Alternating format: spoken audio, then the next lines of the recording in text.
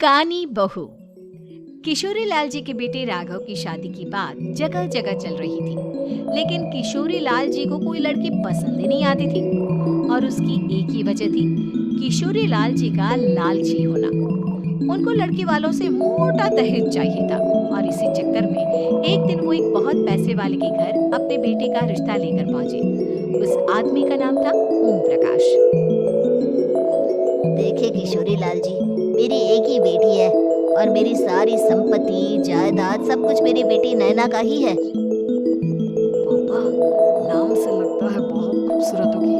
कितना अच्छा नाम है ना, नैना। ओ वैसे बात तो सही है आपकी।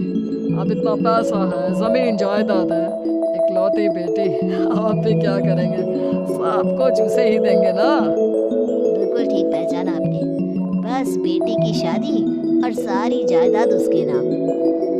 पापा, बिना देखे हाँ कर दीजिए ना। इतना अच्छा रिश्ता फिर कहाँ मिलेगा? माला माल हो जाएंगे हम। मैं अपनी बेटी को बुलाता हूँ। अरे नहीं नहीं नहीं नहीं, आपकी बेटी का नाम नैना है, सुनकर ही लगता है बहुत सुंदर होगी। रहने दीजिए अंकल, मैं तो आपकी बेटी के नाम से इतना खुश हो गया हूँ कि उसे बिना देखे शादी करने को तैयार हूँ। अब तो मैं उसका चेहरा सीधे शादी के बाद ही देखूंगा। और इस तरह राघव नैना का चेहरा नहीं देखता और उससे शादी कर लेता है। शादी के बाद अपनी सुहाग रात पर जब राघव नैना का घूंघट उठाकर देखता है तो नैना की आंखें बंद थी। कितने खूबसूरत हो तुम नैना। जरा अपनी आंखें खोलकर मेरी तरफ देखो तो सही। नहीं, मुझे शर्म आती है। अरे मैंने तुम्हें शादी से पहले भी नहीं देखा, और अब अगर तुम आंखें खोलकर मुझे देखोगी भी नहीं तो मुझे अच्छा कैसे लगेगा? इससे पहले कि नैना अपनी आंखें खोलकर राघव की तरफ देखती, अचानक से लाइट चली गई और राघव नैना को पूरी तरह से देख भी नहीं पाया। अगली सुबह नैना राघव के लिए नाश्ता बनाकर लेकर आई। अरे ये क्या, आधा पराठा सेका हुआ है और आधा बिल्कुल कच्चा। ये तुमने क्या किया नैना? बहू, तुमने क्या आधा पराठा तवे से नीचे लटका कर रखा था, जो आधा सिका है और आधा कच्चा? मुझे जितना दिखेगा उतना ही तो सीखूंगी ना पापा जी। जहाँ जहाँ मुझे नजर आ रहा था वहाँ मैंने सीख लिया, जहाँ जहाँ नहीं दिखा वहाँ कच्चा रह गया होगा। इसका क्या मतलब है? ये कैसा मजाक कर रही है तुम? अरे बहू, तुमने इतना लंबा घूंघट क्यों लगाया हुआ है? देखो, हमारे घर में बहुओं को बेटी की तरह रखा जाता है, और फिर तुम तो इतना सारा माल लेकर आई हो। देखो, ये घूंघट डालकर रखने की कोई जरूरत नहीं है। हाँ नैना, पापा जी ठीक कह रहा है, तुम तो आराम से रहो, अपना ही घर समझो। नैना अचानक से अपना घूंघट उठा लेती है। अरे ये क्या पापा, नैना की तो एक आंख फूटी हुई है। नैना, लेकिन ये तो कानी बहू निकली। मेरे साथ धोखा हुआ है, धोखा। बिना दिखाए अपनी काली लड़की मेरे संग ब्याह दे। मुझे काली बीवी नहीं चाहिए। मुझे अभी ओम प्रकाश जी से बात करनी पड़ेगी। आखिर उन्होंने मेरे साथ ऐसा किया क्यों? अरे, आप लोगों ने ही तो पापा से कहा था कि आप लोग शादी से पहले मुझे देखना नहीं चाहते। अब मेरे पापा पर क्यों इल्जाम लगा रहे हैं?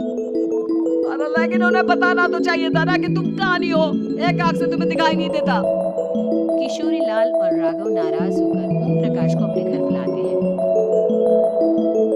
पापा जी, ये आपने क्या किया? शादी से पहले बताया क्यों नहीं कि नैना की आंखों में परेशानी है? अरे आप ही ने तो लड़की देखने से मना कर दिया था। और लेकिन आप बता तो सकते थे। आपको तो हमारी बेटी की प्रॉपर्टी चाहिए थी, वो भी पूरी की पूरी। अब क्या हुआ अगर उसे आधा दिखाई देता है? प्रॉपर्टी तो आपको पूरी मिल गई ना। अरे ये क्या बात हुई? मेरी शादी प्रॉपर्टी से नहीं, आपकी बेटी से हुई है। अब ये तो पहले सोचना चाहिए था, तब तो मेरी प्रॉपर्टी देखकर तुम्हारी जुबान लप लपा रही थी। लेकिन मैं कानी लड़की को अपनी बीवी बनाकर नहीं रख सकता। पापा, कुछ करिए ना आप। करता हूँ। देखिए ओम प्रकाश जी, आप हमारे साथ ऐसा नहीं कर सकते। और तुम देखो, अगर तुमने मेरी बेटी से शादी तोड़ी ना, तो जो भी प्रॉपर्टी मैंने तुम्हें दी है वो तो पूरी की पूरी वापस ले ही लूंगा और आधी प्रॉपर्टी तुम्हारी भी लूंगा।